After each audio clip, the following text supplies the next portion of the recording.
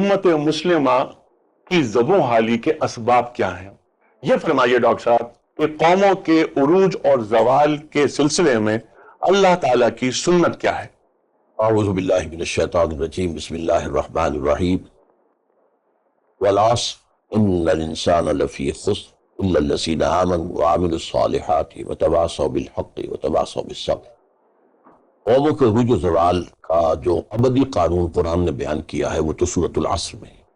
جو قوم ایمان، عمل صالح اور حق کا اعلان، اعتراف، حق کی دعوت اور صبر کی تلقین اور صبر کو خود اختیار کرے گی، وہ عروج کی طرف جائے گی۔ جو ان چیزوں کو چھوڑ دے گی وہ زوال کی طرف جائے گی۔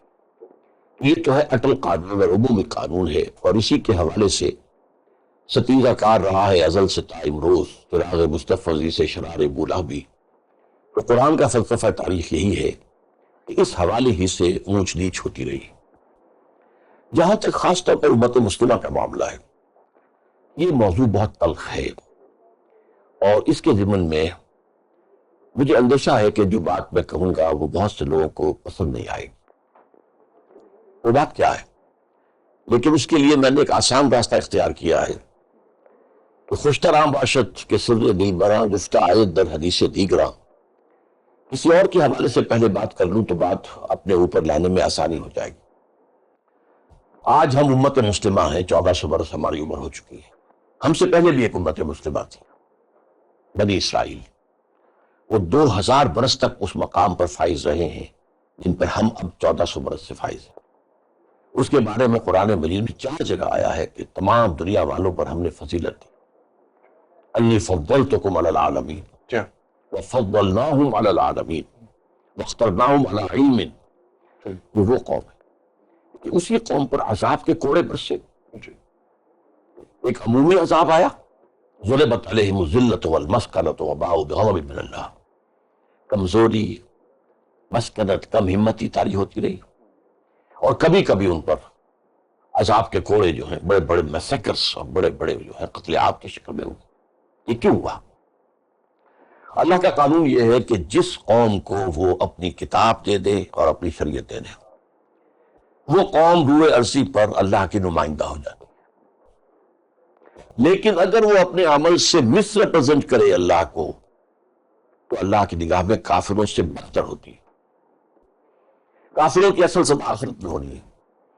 دنیا میں بڑے پیمانے پر کافروں کو سزا سب تب ملتی تھی جب کوئی رسول آ گیا اور اس نے اتمام حجت کر دیا اور قوم نے بحثیت مجموعی رد کر دیا تو ملیم ملیہ بیٹ کر دیے گئے۔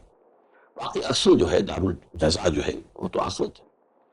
مسلمانوں کا معاملہ یہ ہے کہ اجتماعی جو ان کی غلطیاں ہوتی ہیں اور خرابیاں ہوتی ہیں، اس دنیا میں انہیں سزا ملتی ہے۔ فطرت افراد سے اغماض بھی کر لیتی ہے، نہیں کرتی کبھی ملت کے گناہوں کو معاف۔ آج ہم اسی عذاب میں مبتلا ہیں، اس لیے کہ ہمارا فرض منصبی یہ قرار دیا گیا تھا وَكَذَلِكَ جَعَلْنَاكُمْ أُمَّةً وَسَطًا لِتَكُونُوا شُهَدَاءَ عَلَى النَّاسِ وَيَكُونَ الرَّسُولُ عَلَيْكُمْ شَهِيدًا۔ تو ہم نے تمہیں امت بنایا ہی اس لیے، امت وسط بنایا ہے جی، تو رسول اتمام حجت کر دیں تم پر، اپنے دعوت و تبلیغ کے ذریعے سے، اپنے قول اور عمل دونوں سے، اور اجتماعی اور انفرادی دونوں سطحوں پر۔ اور اب جب کہ رسالت کا معاملہ جو ہے، نبوت کا معاملہ ختم ہو رہا ہے، آئندہ یہی کام تمہیں کرنا ہے۔ ٹھیک ہے، یعنی کار رسالت کو آگے بڑھانا ہے، کار رسالت کو اپنی آخری منزل تک پہنچانا ہے۔ اس لیے کہ حضور کو تو بھیجا گیا تھا پوری دنیا کے لیے، جی، اور بھیجا گیا تھا لِيُظْهِرَهُ عَلَى الدِّينِ كُلِّهِ، جو دین دے کر بھیجا گیا آپ کو، اس کو آپ غالب کریں۔ جی ہاں، تو جب تک کل روئے ارضی پر اللہ کا دین غالب نہیں ہوتا، ابھی تک آپ کا مشن جو ہے وہ ابھی آگے بڑھ رہا ہے، بڑھے گا، جائے گا۔ ٹھیک ہے۔ یہ عالمی سطح پر غلبے کی آپ بات کر رہے ہیں، یہ تو الٹیمیٹ گول ہے، ہوگا۔ ٹھیک، یہ تو ہوگا، اس پر ہمارا ایمان ہے۔ ڈاکٹر صاحب ابھی تو یعنی یہ تو مشن ہے ہمارا۔ میں بنیادی بات یہ کر رہا تھا کہ زوال، جس طرح آپ نے اشارہ فرمایا کہ زوال وغیرہ وغیرہ پہ سورہ عصر کی آپ نے تلاوت فرمائی۔ ڈاکٹر صاحب یہ زوال اچانک نہیں آ گیا، ہمیں عروج ملنے میں بھی صدیاں لگی تھی۔ یعنی فتح مکہ کی بات کر رہا ہوں میں، کہ جب امیہ کا دور، پھر عباسیوں کا دور، پھر ہم آگے آئے اور ہم نے سینکڑوں برس حکومت کی۔ یہ زوال کا شکار کا آغاز کب ہوا تھا، اس پر میں چاہوں گا کہ تفصیلی گفتگو آپ کریں۔ زوال کی تاریخ پر بات ہو رہی تھی، ہم نے تو عروج کی صدیاں دیکھی، ہمارا سورج سوا نیزے پر تھا۔ یہ زوال کا آغاز کیسے ہوا؟ اصل میں اس موضوع پہ بھی بات کر رہا تھا، لیکن بہرحال آپ نے یہ مسئلہ چھیڑ دیا۔ نہیں، آپ گفتگو مکمل کیجیے۔ پہلے یہ عرض کر دیتا ہوں آپ کے اس سوال کا جواب۔ دیکھیے، پہلی بات یہ ہے کہ عروج اور زوال کے حوالے سے دو چیزوں میں بنیادی فرق کرنا چاہیے۔ ایک ہے اسلام کا عروج اور زوال، مسلمانوں کا، ایک ہے مسلمانوں کا عروج اور زوال۔ جی ہم بات مسلمانوں کی۔ اسلام کا عروج جو ہے وہ خلافت راشدہ پہ، اور اس کے بعد اس کے خاتمے کے بعد سے زوال شروع ہو گیا، اور مسلسل زوال ہوا ہے، آج تک زوال چل رہا ہے۔ اس کے بعد اسلام کے عروج کا دور نہیں آیا۔ البتہ خلافت راشدہ کے بعد عربوں کی زیر قیادت امت مسلمہ بڑھتی چلی گئی، اور اس کے بعد کئی سو برس تک ڈنکا بجایا انہوں نے۔ عروج مسلمانوں کا رہا، یہ اسلام کا نہیں تھا۔ اچھا، اس کو آپ مسلمانوں کے عروج کو اسلام کے عروج سے الگ رکھ رہے اور ہیں؟ میں بلکہ اس کے لیے جو علامہ اقبال نے اصطلاح استعمال کی ہے اپنے خطبہ الہ آباد میں، عرب امپیریلزم، جی یہ اصل میں عرب امپیریلزم تھا۔ اچھا، اس کے بعد اس کا تو ختم ہو گیا معاملہ۔ 1258 میں آخری خلیفہ بنو عباس کا جو ہے وہ محل سے گھسیٹ کر لا کر اور سڑک پر ایک جانور کی کھال میں لپیٹ کر اس کو ڈال دیا گیا، اور تاتاریوں نے گھوڑے دوڑا دیے، پھر وہ زوال ہو گیا۔ اس کے کچھ عرصے کے بعد ایک معجزہ ہوا، آسماں مل گئے کعبے کو صنم خانے سے۔ پھر دوسرا عروج شروع ہوا مسلمانوں کا under the leadership of the tricks, ٹھیک، وہ بھی پھر اس کا زوال ہو گیا، اور وہ انتہا کو پہنچ گیا 1924 میں، جبکہ خلافت کا خاتمہ ہوا۔ یہ ہے مسلمانوں کا عروج و زوال۔ ایک ہے اسلام کو، ہماری زیادہ دلچسپی اسلام کے عروج و زوال سے ہے۔ اچھا، مسلمانوں کا اور اسلام کا یہ عروج و زوال کا معاملہ علیحدہ کب سے ہوا ہے اور کیا وجہ ہوئی ہے؟ اس میں اصل میں قرآن پر سے شفٹ آف ایمفیسس ہو جانا، ایمان کے بجائے اسلام، اس لیے کہ ریاست کی جو اصل شہریت ہے وہ تو اسلام کی بنیاد پر ہے، ایمان تو دل میں ہوتا ہے، کیا پتا کسی کے ہے یا نہیں ہے۔ جب اسلام جو ہے ایک پیٹ کی شکل اختیار کی اس نے، تو شفٹ آف ایمفیسس ہوا ہے ایمان کے بجائے اسلام پر، اور قرآن کی بجائے حدیث اور فقہ پر۔ اور قرآن سے جو دوری بڑھتی چلی گئی تو ایمان جو ہے در حقیقت، ایمان تو قرآن سے ہے، وہ ایمان میں ضعف اور اضمحلال پیدا ہوا۔ یہ اصل سبب ہے۔ لیکن جو میں کہہ رہا تھا کہ میں اصل بات جس پر توجہ دلانا چاہتا ہوں اس وقت کے حوالے سے، ایک عام آدمی کے ذہن میں بھی یہ سوال آتا ہے کہ کیا وجہ ہے؟ رحمتیں ہیں تیری اغیار کے کاشانوں پر، برف گرتی ہے تو بیچارے مسلمان کو۔ آج پوری دنیا میں خون بہتا ہے تو مسلمان کا بہتا ہے، ہو گیا مانند آب ارزاں مسلمان کا لہو۔ تو کیا ہے؟ کیا اللہ کو کفر سے محبت ہے اور اسلام سے دشمنی ہے؟ اور اگر ایسا نہیں ہے تو کیا اللہ عاجز ہے، لاچار ہے، وہ مسلمانوں کی مدد نہیں کر سکتا؟ وہ قادر و عادی ہے مگر تیرے جہاں میں ہے تلخ بہت بندہ ہے مزدور کے اوقات۔ کیا وجہ ہے؟ وہ وجہ میں آپ کو بتا رہا تھا، جو امت اللہ کے دین کی حامل ہوتی ہے وہ نمائندہ ہوتی ہے اللہ کی، اور وہ مس ریپرزینٹ کرے تو وہ کافروں سے بدتر۔ آج عذاب ہم پر جو آ رہا ہے، وہ چاہے بش کے ہاتھوں آ رہا ہو چاہے کسی اور کے ہاتھوں آ رہا ہو، اصل میں تو اللہ کا عذاب ہے۔ بش کا باپ بھی ہمارا مال نہیں بکا کر سکتا اگر اذن رب نہ ہو۔ اب ہمارے ذمہ تھا شہادت الناس کہ رسول نے جو تمہیں وراثت دی ہے دین کی، اب اس کی تمہیں گواہی دینی ہے، اتمام حجت کرنا پوری نوع انسانی تک۔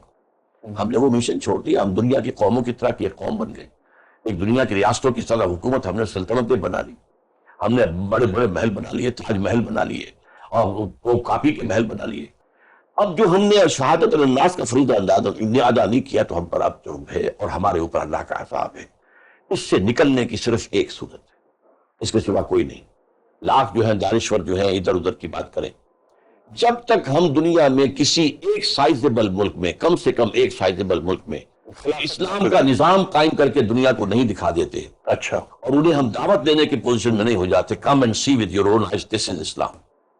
یہ ہے رحمت للعالمین محمد الرسول اللہ صلی اللہ علیہ وسلم کی، یہ نظام عدل و قسط نے دیا ہے، سیاسی سطح پر، معاشی سطح پر، سماجی سطح پر انسانی مساوات ہے، کوئی اونچ نہیں ہے، کوئی نیچ نہیں ہے، کفالت عامہ کا معاملہ ہے، اور اللہ تعالیٰ کی حاکمیت ہے، تم سب اللہ کے بندے ہو، تمہاری حاکمیت نہیں ہے۔ یہ جو چیزیں ہیں اس کا ایک عملی نمونہ دنیا کو اگر ہم نہیں دکھا سکتے، جو نہیں دکھا سکتے۔ ٹھیک ہے، یہ خواہش ڈاکٹر صاحب بہت اچھی ہے اور اس پہ عمل بھی ہونا چاہیے، اس کے لیے ہم سب دعا گو ہیں۔ لیکن ایمان اور عمل دو چیزیں ہیں، محسوس یہ ہوتا ہے کہ ہم دو لختی کا شکار ہیں۔ ایمان کی سطح پر امت مسلمہ انتہائی مضبوط ہے۔ سرکار دو عالم صلی اللہ علیہ وآلہ وسلم کی شان میں کارٹون چھپ جاتا ہے تو پوری امت مسلمہ ایک ہو جاتی ہے، اپنی جان نچھاور کر دیتی ہے۔ لیکن وہی رسول کریم صلی اللہ علیہ وآلہ وسلم اپنے کچھ تقاضے جو مسلمانوں پر عائد ہوتے ہیں وہ طلب کرتے ہیں، تو ہم عمل کی سطح پر وہاں نہیں پہنچ پاتے جہاں ہمیں پہنچنا چاہیے۔ اس دو لختی کا خاتمہ کیسے ہوگا تاکہ کہ وہ ایک مملکت جیسا کہ آپ کا خواب ہے جو آپ کی دعا پر میں نے آمین کہا کہ وہ ایسی سائزبل مملکت وجود میں آنی چاہیے جہاں پر اللہ اور اللہ کے رسول کے قوانین نافذ ہوں۔ مجھے ایک بات سے آپ کے شدید اختلاف ہے، وہ کیا؟ وہ یہ کہ امت مسلمہ ایمان کے معاملے میں بہت شدید ہے۔ میرے خیال میں امت کے پاس اس وقت ایک موروثی عقیدہ ہے، ایمان نہیں ہے۔ ایک ریشل کریڈ ہے، ایک عقیدہ ہے، دماغ کے گوشے میں پوٹلی بنائی ہوئی رکھی ہوئی ہے۔ ایمان جسے کہتے ہیں، یقین قلبی جس کو کہتے ہیں کنوکشن، پرسنل کنوکشن، وہ تو نہیں ہے۔ اگر وہ ہو امت کے اندر تو قرآن مجید میں اللہ کا مستقل قانون ہے اور وعدہ ہے، انتم الاعلون ان کنتم مؤمنین، اگر تم مومن ہوگے تو تم ہی بس سربلند رہو گے، سب سے اونچے رہو گے۔ یا تو قرآن غلط کہہ رہا ہے یا امت کے پاس ایمان نہیں ہے۔ یہ اقرار باللسان ہے، یہ تصدیق بالقلب والا معاملہ نہیں ہے، الا ماشاءاللہ بہت کم لوگ ہیں ایسے لوگ، وہ رہیں گے ہمیشہ۔ لیکن بحیثیت مجموعی جو بات ہے وہ یہ ہے کہ what we have is a racial creed, not personal conviction۔ باقی یہ کہ ہمارے جذبات کے اعتبار سے یہ ہے کہ حضور صلی اللہ علیہ وسلم کی قرآن کی تحقیر ہو جائے گی تو گردنیں کٹوا دیں گے، ایک جذباتیت تو ہے۔ لیکن یہ کہ قرآن مجید کی سب سے بڑی تحقیر تو ہم کر رہے ہیں جبکہ قرآن کے نظام کو قائم نہیں کرتے، قرآن کے قانون پر عمل نہیں کرتے۔ حضور کا فرمانا ہے ما آمن بالقرآن من استحل محارمہ، جس شخص نے قرآن کی کیسی حرام کردہ شے کو حلال کر لیا اپنے لیے، اس کا ایمان، کوئی ایمان نہیں ہے قرآن پر۔ آج ہمارا پورا نظام پوری دنیا کے اندر سودی معیشت پر چل رہا ہے۔ اس سودی معیشت کے معاملے کے اندر ہم حساس بھی نہیں رہے، ہم نے اس کو سمجھا ہے شیر بادر کی طریقے سے وہ معاملہ ہمارے یہاں چل رہا ہے۔ اس حوالے سے اصل میں ایمان کا معاملہ اور ہے، اسلام کا معاملہ اور ہے۔ ہم مسلمان ہیں اور وہ پیدائشی طور پر ہو جاتے ہیں، وہ تو مسلمان کے گھر میں پیدا ہوا ہوں، میں مسلمان ہوں۔ ایمان حاصل کرنا پڑتا ہے۔ اسی لیے سورہ نساء میں ایک آیت ہے بڑی پیاری، یا ایھا الذین آمنوا آمنوا باللہ ورسولہ والکتاب الذی نزل علی رسولہ، اے ایمان کے دعوے دار، ایمان لاؤ اللہ پر، اس کے رسول پر، جیسا کہ ایمان کا حق۔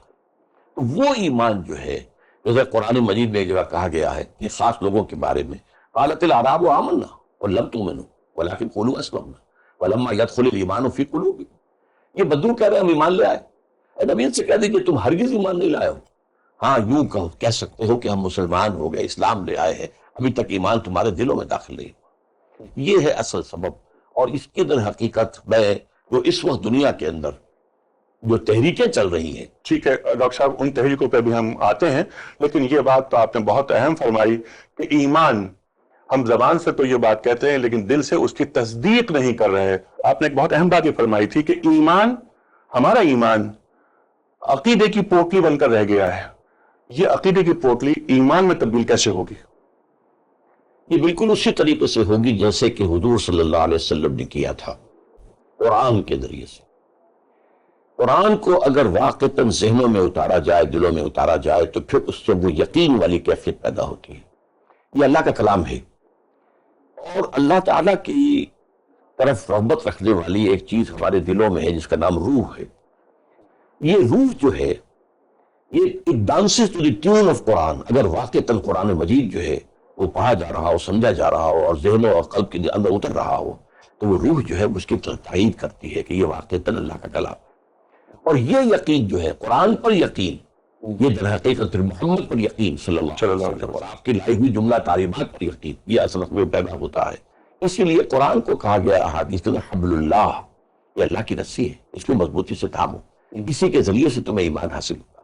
اور قرآن مجید میں 4 جگہ پر حضور کی جو بیسک میتھڈالوجی ہے جس سے کہ آپ نے لوگوں کو بدلا ہے، یہ تو لوگوں کو معلوم ہے 313 آدمی آ گئے مدد میں، آئے کہاں سے تھے اور کیسے ان کو بنایا گیا تھا، ان کی شخصیت کے ساتھ کیسے ہوئی تھی۔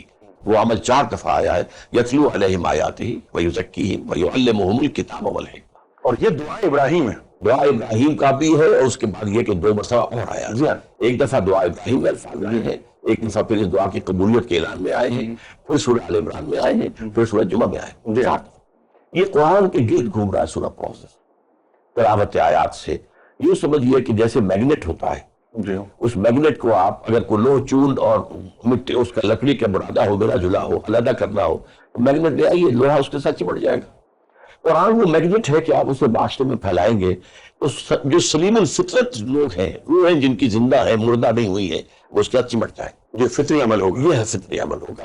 اور دل جب گواہی دے گا تب وہ یقین پیدا ہوگا. وہ جو اقبال نے کہا ہے بڑا پیارا شعر، تو عرب ہو یا عجم ہو تیرا لا الہ الا لغت غریب جب تک تیرا دل نہ دے گواہی.